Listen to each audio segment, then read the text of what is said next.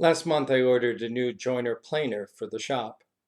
It was somewhat in anticipation of the probability that I might be quarantined or the world would shut down once again. I wanted to be prepared so I could work on some furniture projects I had coming up. It came last week, and I went up and opened the box and took it out and pulled the instructions for assembly. Now, they were written in plain English, but they seemed to be to me in Chinese. They made no sense. And the diagrams that accompany them were even worse.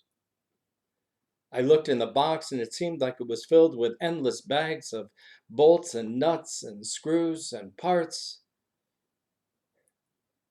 I started to breathe heavily. My head started to spin. I threw it all back in the box and went back home. It was overwhelming. I couldn't deal with it. These kind of things seem to be happening a lot these days. Like driving down the road and realizing you haven't paid attention for the last 5 miles, and where exactly are you on your journey? Or forgetting how to program the DVD. And how do you get on Zoom these days? Or not looking at your calendar for 2 or 3 days and then realizing you've missed an important meeting. Or forgetting passwords to access sites. Of walking into a room and wondering why you were there. I know these are age-related, but they're far too intense just to be getting old. I hope. In fact, as I began to ponder these experiences, I realized they were not all that unlike the way I normally feel after doing a funeral. In fact, these days I've gotten to the point where I program a few hours off after every funeral just to regroup because I'm worthless.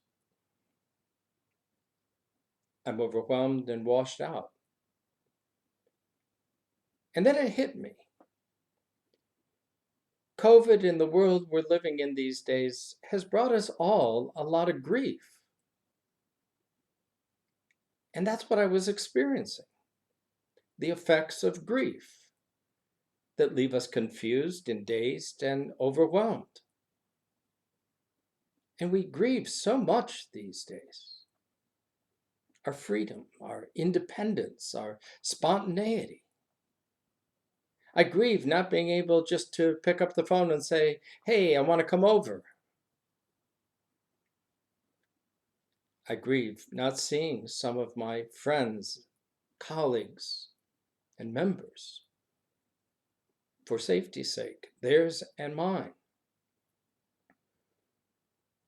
I miss the freedom of getting in the car and going wherever I want to go, whenever I want to go, without consulting the latest restrictions on travel.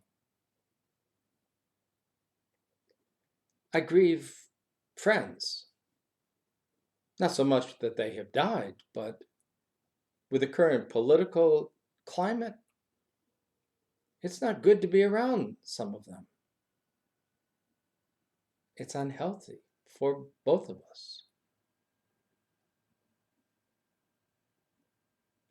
I grieve the church. We had so much planned before COVID hit. It was exciting times. And now it waits. And I wonder if we will ever get back to where we once were. I grieve singing so badly.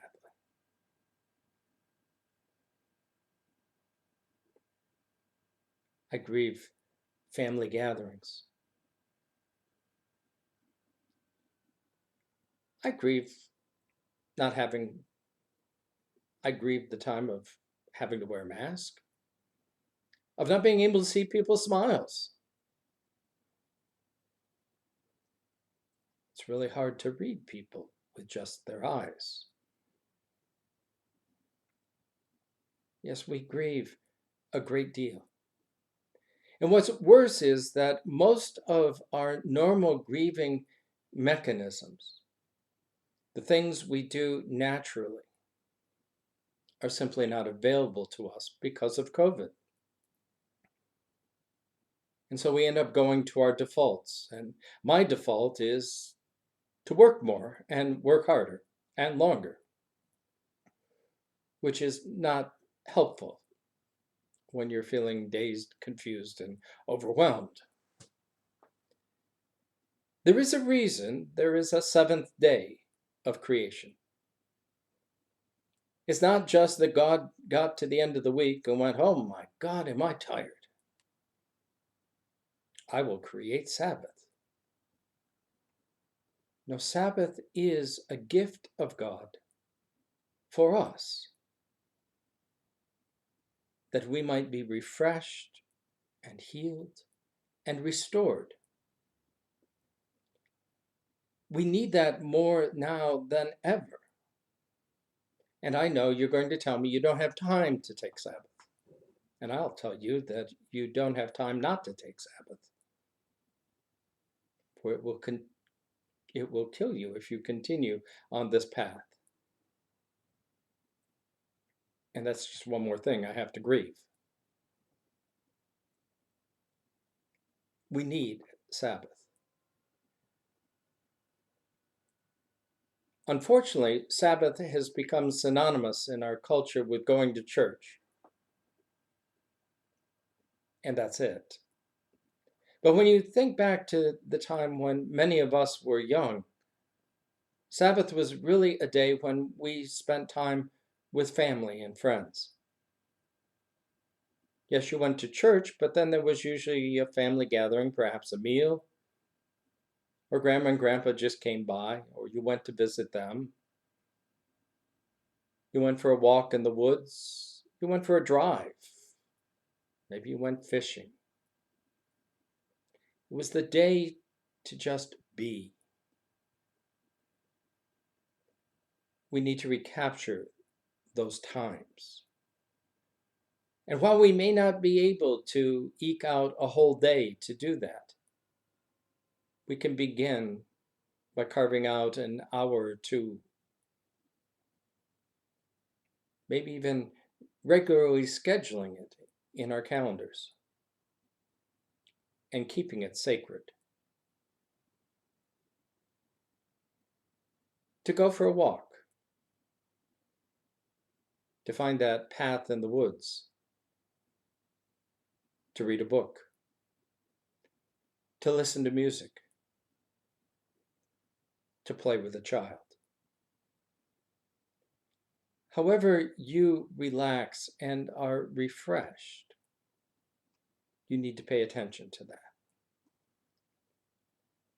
As a friend once told me when I was arguing with them about my own Sabbath habits, if you don't fill the tank back up, you have nothing left to give.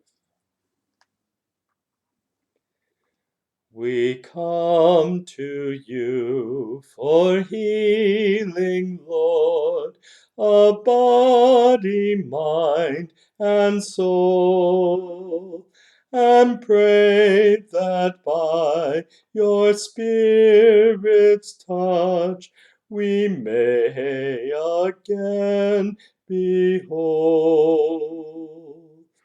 When nights are long with wakefulness, though days when strength runs low, grant us your gift of patience, Lord, your calming peace to know. We come to you, O loving Lord, in our distress and pain, in trust that through our nights and days your grace will heal, sustain.